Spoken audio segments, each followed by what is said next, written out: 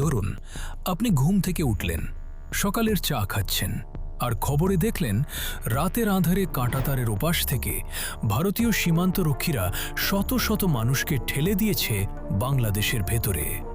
কোনো কাগজপত্র নেই, কোনো বিচার নেই, কোনো সতর্কতা নেই।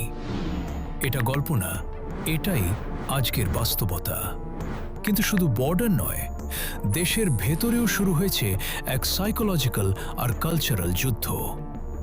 রংপুরের পলাশবাড়িতে ভারতীয় হাই কমিশনের উপস্থিতিতে এশিয়ার সবচেয়ে বড় রাম মূর্তি উদ্বোধন এবং ঠিক তার পরপরই দেশে ধর্মীয় দাঙ্গা বাঁধানোর এক অদৃশ্য মাস্টার প্ল্যান।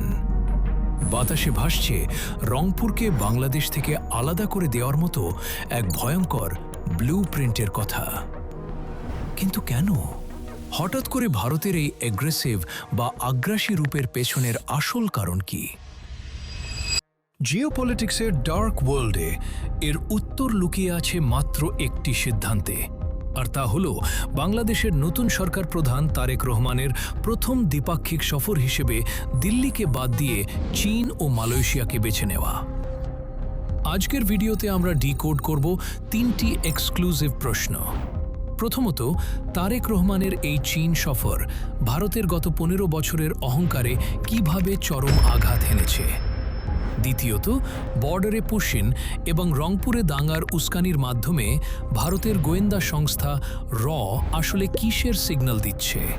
এবং সবচেয়ে বড় প্রশ্ন, ভারতের এই ভয়ঙ্কর হাইব্রিড ওয়ারফেয়ার বা স্নায়ুযুদ্ধ কি বাংলাদেশ সরকার সামলাতে পারবে, নাকি আমরা নতুন কোনো ফাঁদে পড়তে যাচ্ছি? মূল আলোচনায় যাওয়ার আগে একটি ছোট্ট অনুরোধ।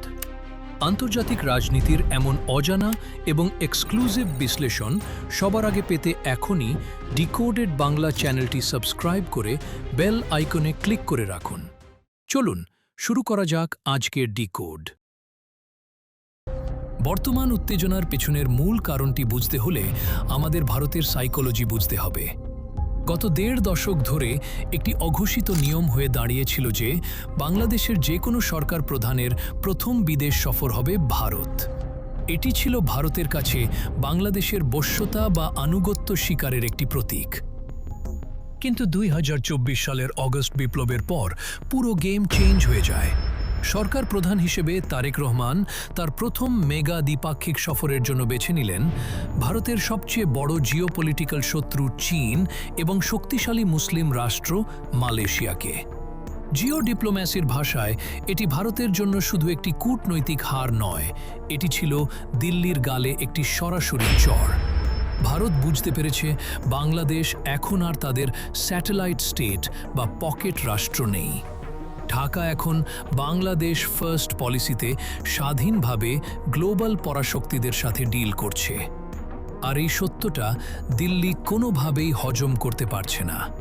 তাই নিজেদের হাত ফসকে যাওয়া এই নিয়ন্ত্রণ ফিরে পেতেই তারা শুরু করেছে তাদের প্রেশার পলিটিক্স বা সর্বাত্মক চাপ প্রয়োগের নোংরা খেলা।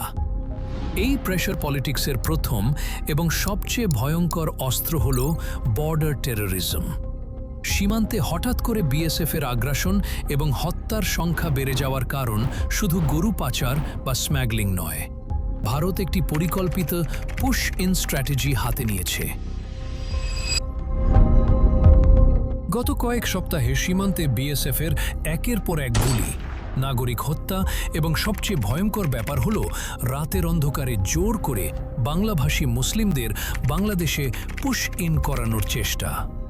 ভারতের এই পুশ ইন গেম প্ল্যানটির উদ্দেশ্য দুইটি। প্রথমত, আসাম ও পশ্চিমবঙ্গ থেকে এনআরসির ভয় দেখিয়ে মুসলিমদের বাংলাদেশে পাঠিয়ে দেশের ভেতরে একটি নতুন ডেমোগ্রাফিক ও অর্থনৈতিক সংকট তৈরি করা। দ্বিতীয়ত, বর্ডারে প্রতিনিয়ত উত্তেজনা জিয়ে রেখে বিজিবি এবং বাংলাদেশ সরকারকে তটস্থ রাখা। ভারত মূলত ঢাকাকে এই মেসেজটি দিতে চাইছে যে চীন বা অন্য কোনো পরাশক্তির দিকে হাত বাড়ালে বর্ডার থেকে শুরু করে দেশের ভেতর পর্যন্ত আমরা তোমাদের শান্তিতে ঘুমাতে দেব না। কিন্তু আসল বিপদ বর্ডারে নয়, লুকিয়ে আছে দেশের ভেতরে রংপুরে।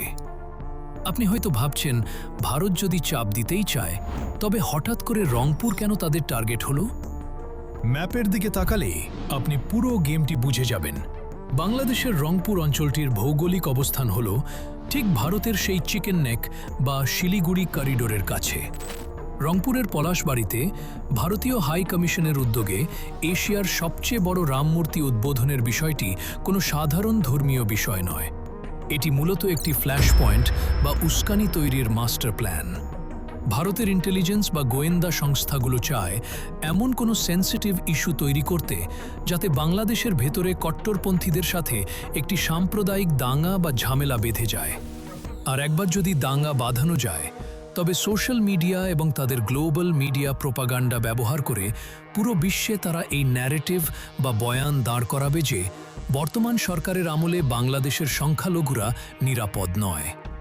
এমনকি পরিস্থিতি ঘোলাটে করে রংপুরকে আলাদা করার মতো অবাস্তব কিন্তু ভয়ঙ্কর সাইকোলজিক্যাল গুজব ছড়িয়ে তারা বাংলাদেশ সরকারকে চরম চাপে ফেলার ব্লুপ্রিন্ট নিয়ে মাঠে নেমেছে।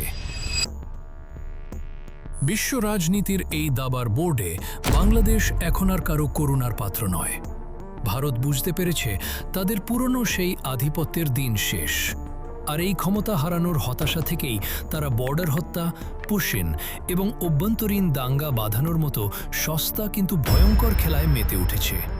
একটি স্বাধীন ও সার্বভৌম রাষ্ট্র হিসেবে বাংলাদেশের সামনে এখন সবচেয়ে বড় অ্যাসিড টেস্ট। দেশের ভেতরে জাতীয় ঐক্য ধরে রাখা এবং বর্ডারে ভারতের এই প্রেশার ট্যাকটিক্স শক্ত হাতে মোকাবিলা করাই এখন সবচেয়ে বড় চ্যালেঞ্জ। কারণ একটু পা পিছলে গেলেই আমরা আবারও সেই পুরনো ফাঁদে আটকে পড়ব। আপনাদের কি মনে হয়, ভারতের এই বহুমুখী চাপ এবং ষড়যন্ত্র কি বর্তমান সরকার শক্ত হাতে সামলাতে পারবে, নাকি আমাদের আরও বড় কোনো বিপদের জন্য প্রস্তুত থাকতে হবে? কমেন্ট করে জানান আপনার মতামত। ভিডিওটি ভালো লাগলে লাইক দিন এবং চ্যানেলটি সাবস্ক্রাইব করে আমাদের সাথেই থাকুন। দেখা হবে পরবর্তী ভিডিওতে।